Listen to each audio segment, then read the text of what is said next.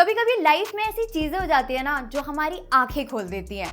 मैं भी आज तक पता नहीं किस भ्रम में जी रही थी, लेकिन आज ये फिल्म देखने के बाद मुझे ये यकीन हो गया है कि मैं इस दुनिया की ना सिर्फ एक तुच्छ प्राणी हूँ। मतलब मैं सोचती थी कि इंडियन सिनेमा के स्टैंडर्ड्स ऐसे होने चाहिए, वैसे होने चाहिए, हॉलीवुड को एकदम बीट कर दे। बट बागी 4 हैज येट अगेन प्रूव कि अगर ऐसी इंडियन फिल्म्स बनती रहेंगी ना तो हॉलीवुड क्या चीज है, हम तो ग्लोबल सिनेमा को भी मात दे सकते हैं।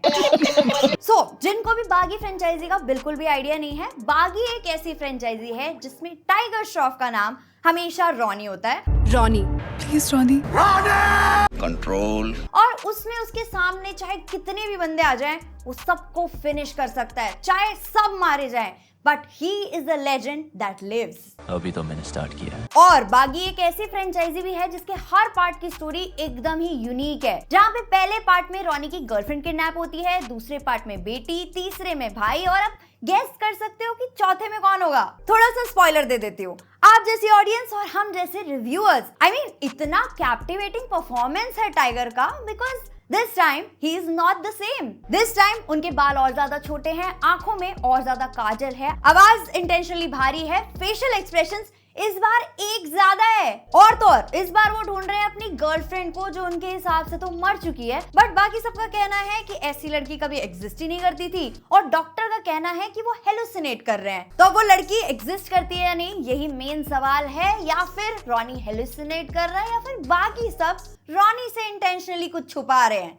मतलब इतनी यूनिक स्टोरी ऐसा तो कभी पहले देखा ही नहीं। ये बच्ची हमारे स्कूल में है ही नहीं। और इस सब के साथ साथ ऐसे ऐसे ट्विस्ट जो बिल्कुल भी आउटडेटेड नहीं लगते, मतलब ऐसा तो कभी किसी ने सोचा ही नहीं होगा। कंबाइंड विद ऐसे एक्शन सीक्वेंसेस जिसमें पब्लिक के लिए क्वांटिटी में एक्शन भरा पड़ा है, एंड अगर टाइगर एब्स के साथ ऑन स्क्रीन देखने के लिए मिल जाए तो एक्शन कोरियोग्राफी में क्वालिटी किसे चाहिए? Who wants that? आखिर पब्लिक तो टाइगर को देखने आई है ना, अरे ये वाला नहीं। इस सब के साथ साथ पिक्चर लेटेस्ट ट्रेंड को भी फॉलो करती है, जहाँ पे गोर, ब्रूटैलिटी, वायलेंस, ब्लड जितना हो सकता है उतना दिखाया गया है। और उसमें भी कैमरा एंगल से कोई मतलब नहीं होना चाहिए, वीएफएक्स से कोई मतलब नहीं होना चाहिए, बस ब्लडी सीन स्क्रीन पे दिखने चाहिए। तभी तो किल मूवी क्या है इसके सामने? कुछ भी नहीं। इवन एनिमल, मार्को, हिट 3 ये सब भी चाय कम पानी है। बिकॉज़ एक बढ़िया पिक्चर के लिए जरूरी है लिप सिंक मैच ना हो, बीजीएम किसी सीन को कॉम्प्लीमेंट ना करे, एक्शन सीक्वेंस पे स्लो सॉन्ग लगा लो या रैप सॉन्ग, सब चलता है। और तो और जब हीरो और विलन के ही इतने डार्क कैरेक्टर्स हैं तो पिक्चर में कलर ग्रेडिंग का क्या काम? इवन डायलॉग्स, माँ का मकौड़ा, बहन का पकौड़ा, राइमिंग, जवानी विद चवन्नी, क्या क्रिएटिविटी है। I was sold. इवन इस फिल्म में गाने इतने ध्यान से प्लेस किए गए हैं ना कि ना तो वो आपके दिमाग ना वो आपके दिल में कहीं पर भी कोई भी स्पेस ऑक्यूपाई करते हैं, क्योंकि आपको दिमाग तो बचा के रखना है ना बागी 5 के लिए।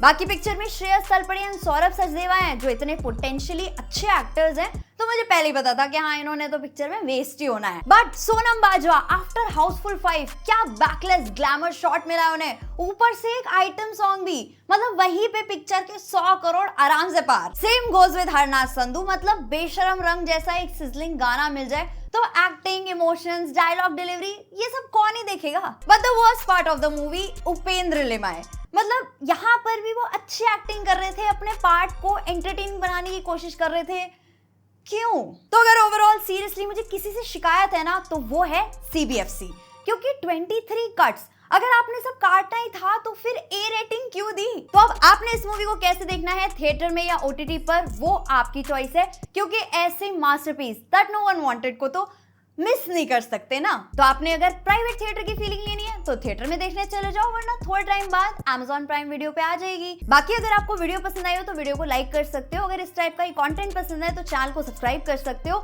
मैं मिलती हूँ आपसे एक और हॉरर एक और फ्रेंचाइजी मूवी के रिव्यू में, तब तक के लिए गुड बाय।